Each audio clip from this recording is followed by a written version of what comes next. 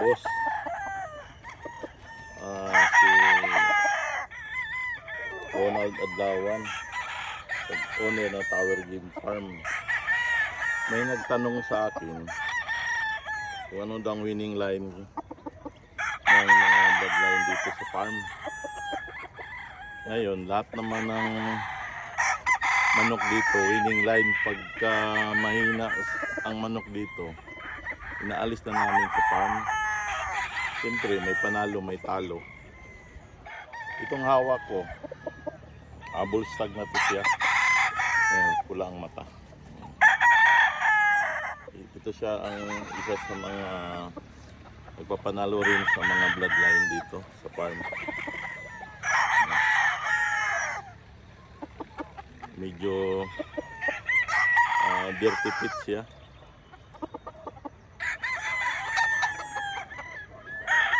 Ang marking niya is